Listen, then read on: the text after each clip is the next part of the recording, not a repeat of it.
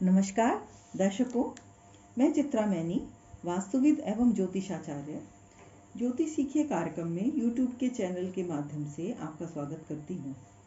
दर्शकों, आज हम जन्म पत्रिका के 12 भावों के बारे में जानेंगे और मैं यह गुण विज्ञान आपको बहुत ही सरल विधि से सिखाने का प्रयास करूँगी ताकि आप अपनी कुंडली स्वयं देख सकें। फलित ज्योतिष में जन्म पत्रिका के 12 भावों का जो महत्व होता है उसे हम आरंभ करते हैं। ये जन्म पत्रिका के 12 भाव हैं। पहला, दूसरा, तीसरा, चौथा, पांचवा, छठा, सातवां, आठवां, नौवां, 10वां, 11वां और 12वां। ये ज्योतिष में जन्म पत्रिका प्रथम भाव होता है। उसका कारण है कि जब जातक का जन्म होता है तो अर्थ जिस एक्सिस में होती है, जिस प्लेनेट की एक्सिस में होती है, उसे प्रथम भाव का स्थान प्राप्त हो जाता है। तो यदि इस भाव में 1 से लेकर 12 संख्या तक कोई भी अंक लिखा हो तो भी वह प्रथम भाव ही कहलाएगा। इससे जातक के शरीर और डील डॉल का हमें ज्ञान प्राप्त होता है और जिस ग्रह को यह प्रथम भाव प्राप्त होता है उसी ग्रह का प्रभाव उसके डील डॉल पर देखा जाता है। द्वितीय भाव, इससे जातक के चेहरे का अंदाजा लगता है कि चेहरे की आकृति कैसी होगी। इस द्वितीय भाव से जातक के धन, कुटुंब और वाणी स्थान का भी ज्ञान मिलता है। तृतीय भाव से जातक के पराक्रम का ज्ञान मिलता है कि वह बहादुर होगा, संघर्षशील होगा या डरपोक होगा। साथ ही इस तृतीय भाव से जातक के छोटे बहन भाई आदि की जानकारी भी आसानी से मिल जाती है। चतुर्थ भाव से माँ के सुख का पता लगता है और घर के सुख का भी पता लगता है कि घर अपना होगा, किराए का होगा, घर में नौकर चाकर होंगे, वाहन होगा या नहीं होगा आदि। पंचम भाव से जातक की बुद्धि का पता लगता है कि जातक कुशाग्र बुद्धि होगा, मंद बुद्धि होगा या किस प्रकार की विद्या अध्ययन करेगा।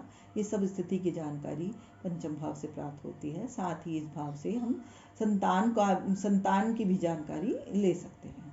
षष्ठम भाव से जातक के रोगों की जानकारी मिलती है और इसी भाव से ऋण और शत्रुओं की जानकारी भी हम ले सकते हैं। सप्तम भाव विवाह का दर्शाता है कि हमारा विवाह शीघ्र होगा कि विलंब से होगा, या क्या कहते हैं, हमारा जीवन साथी कैसा होगा, हमारा दाम्पत्य जीवन सुखी होगा या नहीं होगा आदि।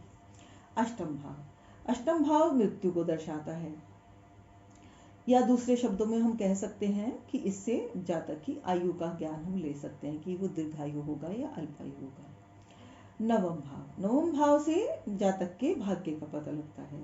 इस भाव से पिता के सुख का भी ज्ञान प्राप्त होता है। वृद्ध हो या बालक, नर हो या नारी, हर कोई अपने भाग्य को जानना चाहता है। दशम भाव से हमारे कर्म का पता लगता है। जिस किसी ने भी इस धरती पर जन्म लिया है उसे जीवन यापन के लिए कोई ना कोई कर्म करना ही पड़ता है।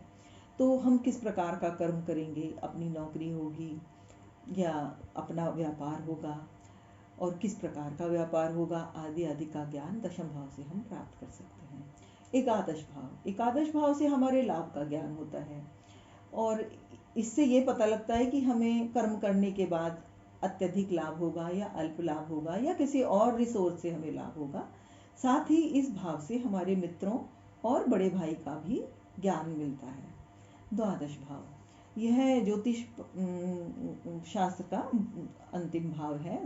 इसको व्यय स्थान कहते हैं और मोक्ष स्थान भी कहा जाता है। इससे पता लगता है कि जातक जो है मितव्ययी होगा कि अल्पव्ययी होगा या कंजूस होगा आदि। इसे शयन कक्ष का सुख भी हम जान सकते हैं।